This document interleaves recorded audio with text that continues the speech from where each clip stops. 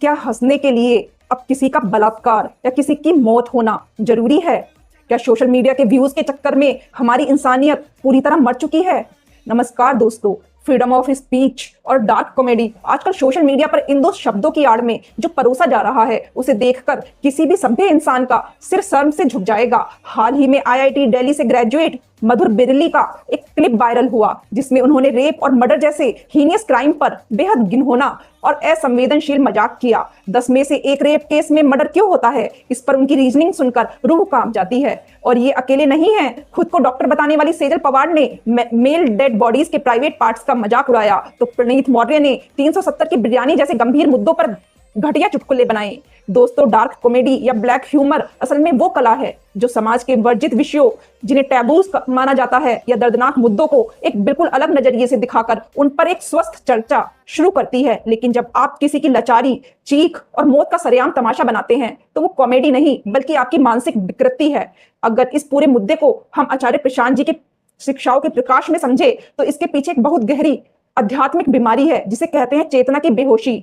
जब व्यक्ति का मानसिक और आध्यात्मिक स्तर एकदम गिर जाता है तो उसे साधारण चीजों में रस नहीं आता, उसे मनोरंजन के लिए मर्डर, रेप या किसी की बेबसी जैसे सेंसेशनल विषय चाहिए होते हैं।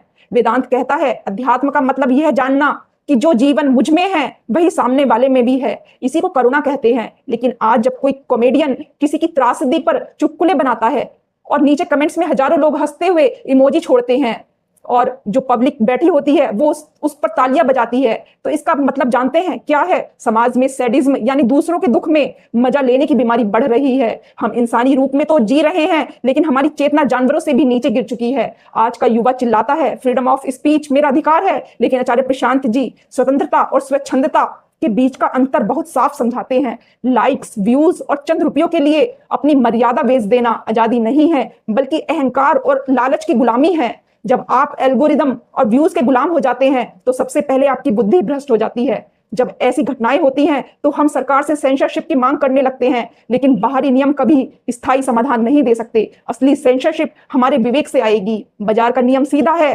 सप्लाई वही होती है जहां डिमांड होती है। समस्या उस क्रिएटर में उतनी नहीं है जितनी उस समाज में है जो उसे तालियां और व्यूज देकर स्टार बना रहा है। जिस दिन आपने और मैंने ऐसे असंवेदनशील कंटेंट को देखना और सपोर्ट करना बंद कर दिया, यह मानसिक अश्लीलता अपने आप खत्म हो जाएगी। कानून की किताबों से नहीं, सुधार हमारी चेतना से शुरू होगा। आपको क्या लगता है, क्या ऐसे लोगों पर कानूनी एक्शन होना चाहिए या समाज को इन्हें खुद बॉयकॉट करना चाहिए? नीचे कमेंट्स में अपनी राय जरूर लिखें, वीडियो को शेयर करें ताकि यह संदेश हर युवा तक पहुंचे। धन्यवाद।